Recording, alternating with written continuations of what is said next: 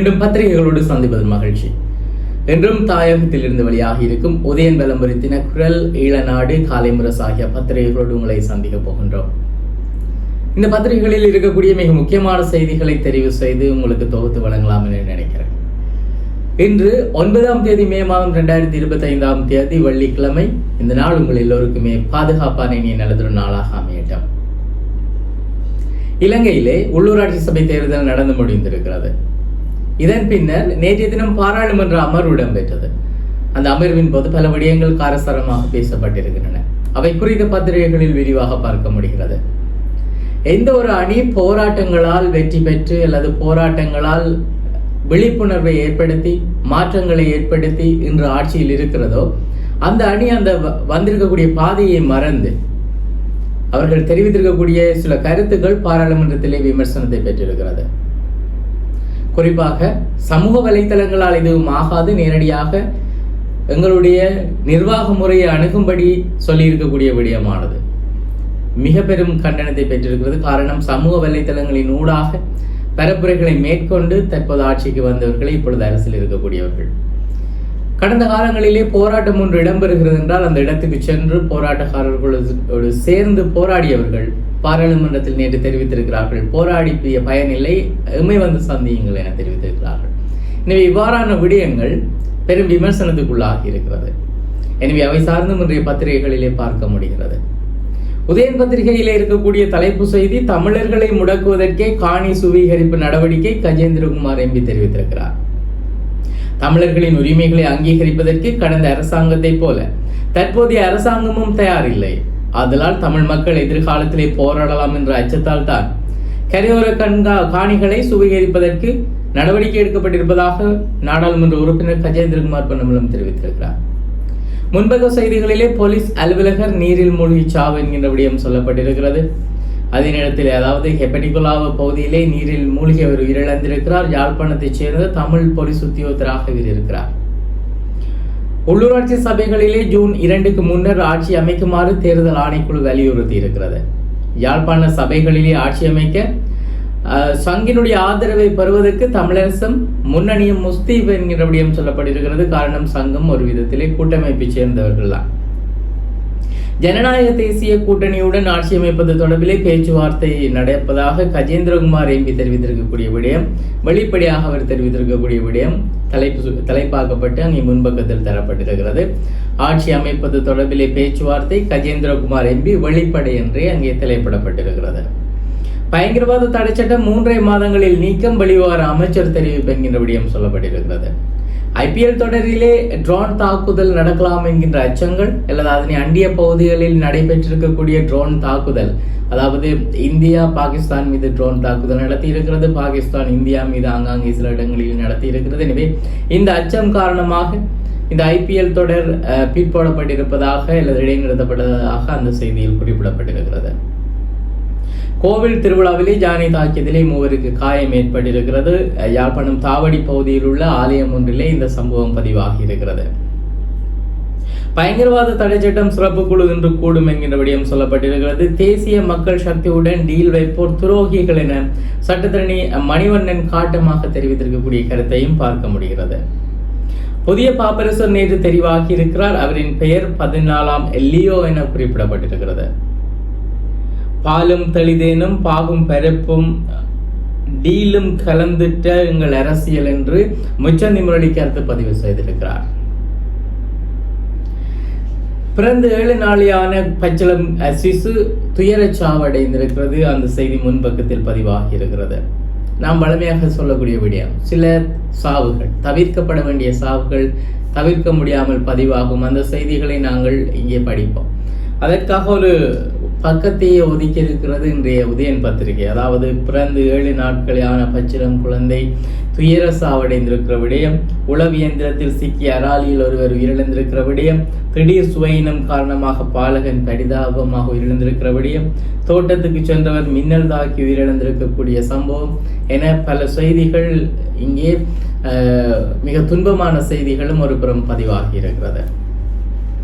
தொடர்ந்து உட்பக்கத்தில் இருக்கின்ற முக்கிய செய்திகளிலே பயங்கரவாத தடை சட்டத்தை ரத்து செய்வதிலே அரசு உறுதி என்கின்ற விடயம் சொல்லப்பட்டிருக்கிறது.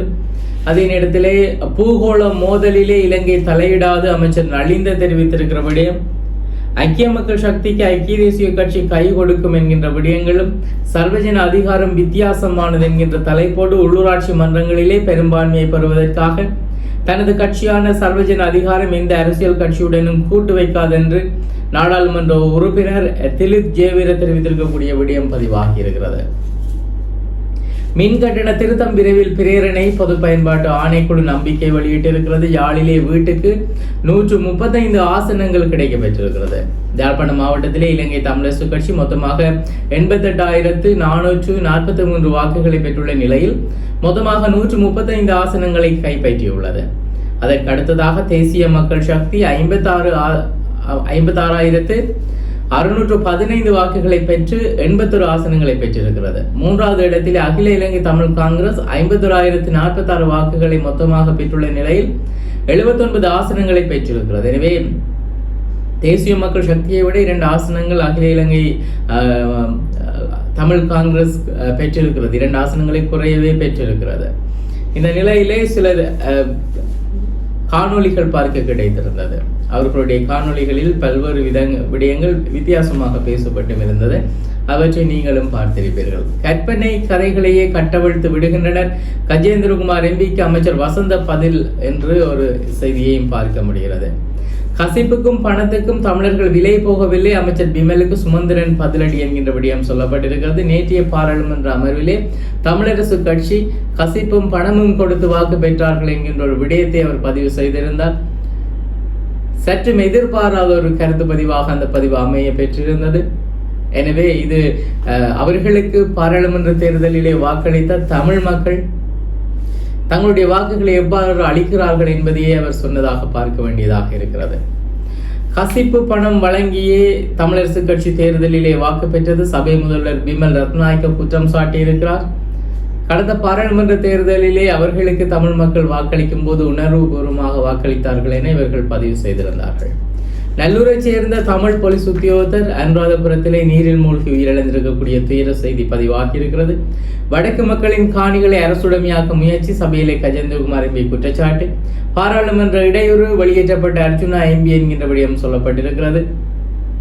அதாவது பாராளுமன்ற அலுவலர்களுக்கு இடையூறு விளைவித்ததாக தெரிவித்து பாராளுமன்ற உறுப்பினர் அர்ஜுனா ராமநாதன் சபை நடவடிக்கையில் இருந்து வெளியேற்றப்பட்டிருக்கிறார்.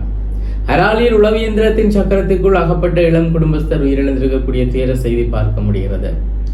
இதே நேரத்தில் ஜூன் 2க்கு முன்னர் மேஜர்களை நியமிக்குமாறும் பெண் பிரதிநிதிகளை உறுதிப்படுத்துமாறும் தேர்தல் ஆணைக்குழு தெரிவித்திருக்கிறது. அதே நேரத்தில் உலக வங்கி தலைவர் பிரதமருடன் கலந்துரையாடல் என்கின்ற செய்தி புகைப்படத்தோடு கூடிய செய்தியாக பார்க்க முடிகிறது.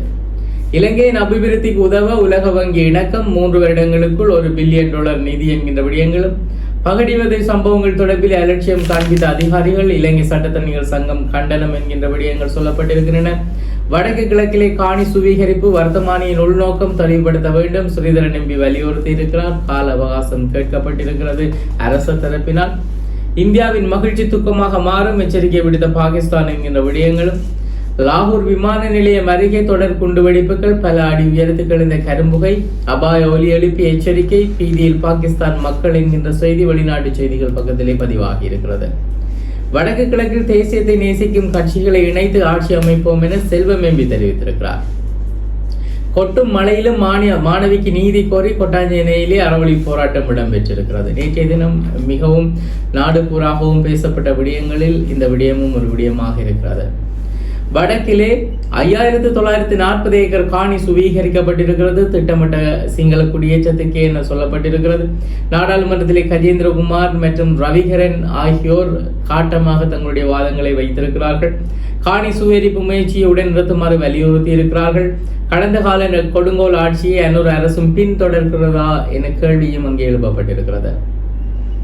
தமிழ் கட்சிகளிடமிருந்து அழைப்பு வரவில்லை என்கின்ற ஒரு தலைப்போடு வடக்கு கிழக்கு உள்ளூராட்சி சபைகளிலே கூட்டிணைந்து ஆட்சி அமைப்பது தொடர்பிலே தமிழ் கட்சிகளிடமிருந்து உத்தியோகபூர்வ அழைப்பு நமக்கு கிடைக்கவில்லை என தமிழ் மக்கள் நம்மோடு பேச்சுவார்த்தை நடத்தினால் ஆழமாக ஆராய்ந்த பின்னரே இந்த ஒரு தீர்மானத்தையும் எடுப்போம் எனவும் அமைச்சர் நலிந்த ஜேதிச தெரிவித்திருக்கிறார். மின்னல் தாக்கியதிலே குடும்பஸ்தர் உயிரிழந்திருக்கக்கூடிய துயர செய்தி பதிவாகி இருக்கிறது. ரணிலின் வெளிநாட்டு பயணங்களுக்கு 1.27 பில்லியன் ரூபாய் செலவிடப்பட்டிருக்கிறது. இவர் மக்களால் தெரிவு செய்யப்படாத ஜனாதிபதியாக 2 வருடங்கள் ஆட்சி அமைத்த போது இந்த அளவுக்கு செலவிடப்பட்டிருக்கிறது. எனவே இவர்களை மக்களால் தெரிவு செய்து ஜனாதிபதியாக்கும் போது இந்த அளவுக்கு செலவு செய்வார்கள் என்கின்ற விடயங்கள் நேற்று விமர்சனங்களாக முன்வைக்கப்பட்ட விடயங்கள். மின் கட்டணத்தை அதிகரிக்கும் உறுதியான தீர்மானம் இல்லை, மின்சக்தி அமைச்சர் விளக்கம் அளித்திருக்கிறார். விரைவில் மின்சார கட்டண திருத்தம் என்கின்ற விடயம் சொல்லப்பட்டிருக்கிறது. மாணவி அம்ஷியாவுக்கு நீதி கோரி கொழும்பிலே பாரிய மக்கள் போராட்டம் இடம்பெற்றிருக்கிறது. 5940 ஏக்கர் காணி சுவீகரிப்பின் நோக்கம் என்ன? ஸ்ரீதரின் கேள்விக்கு பதிலளிக்க கால அவகாசம் கேட்டிருக்கக்கூடிய அரசு என்கின்ற செய்திகளும் பார்க்க முடிகிறது. மிக முக்கியமான செய்திகளாக இவை பதிவாகி இருக்கின்றன. அதாவது ஃபேஸ்புக், வாட்ஸ்அப் பெண்ணை நம்பி காட்டுக்கு சென்றவர்களை தாக்கி பெறுமதியான பொருட்கள் கொள்ளையிடப்பட்டிருக்கிறது. பெண் ஒருவரோடு ஆன்லைனிலே தொடர்பு கொண்ட நபர்களை காட்டுப்பகுதிக்கு கவர்ந்தெடுத்து அங்கு அவர்களை தாக்கி கொள்ளையடித்ததாக சமூக ஊடகங்கள் மூலம் பல இளைஞர்களோடு தொடர்பு வைத்திருந்த பெண் ஒருவர் உட்பட 4 சந்தேக நபர்கள் கைதாகி இருக்கிறார்கள். இதே இடத்திலே அடுத்தடுத்து ட்ரோன் தாக்குதல், குண்டு வெடிப்புகள், உச்சகட்ட பதற்றத்திலே பாகிஸ்தான் நகரங்கள் என்கின்ற விடயங்கள் சொல்லப்பட்டிருக்கிறது. மாணவி மனநோயாளி அல்ல, மகளிர் விவகார அமைச்சர் மன்னிப்பு கோர வேண்டும் என திரு மனோகணேசன் அவர்கள் கேட்டிருக்கக்கூடிய விடயங்கள் தரப்பட்டிருக்கின்றன. பிரதமர் ஹரணியுடன் உலக வங்கி குழும தலைவர் அஜய் சந்தித்திருக்கிறார். அது குறித்த செய்திகளும் விரிவாக தரப்பட்டிருக்கின்றன. இவை இன்றைய பத்திரிகைகள் இடம்பெற்றிருக்கக்கூடிய மிக முக்கியமான செய்திகளாக அமைந்திருக்கிறது. நாளாந்தம், உதயன், விளம்பர, தினக்குரல் மற்றும் இளநாடு, காலை முரசு ஆகிய பத்திரிகைகளை நாங்கள் பார்த்து தொகுத்து வழங்கி வருகின்றோம். இங்கே இருக்கக்கூடிய இதுவரை பார்த்த பத்திரிகைகளிலே இருக்கக்கூடிய செய்திகளையே நாங்கள் அங்கும் பார்க்க முடிகிறது. எனவே மிக முக்கியமான செய்திகளையே தெரிவு செய்து தொகுத்து வழங்குகின்றோம். எனவே இந்த செய்தி உங்களுக்கு பயனுள்ளதாக இருக்குமாக இருந்தால் நண்பர்களோடு பகிருங்க, சப்ஸ்கிரைப் பண்ணுங்க. மீண்டும் பத்திரிகைகளோடு உங்களை சந்திக்கிறோம். நன்றி.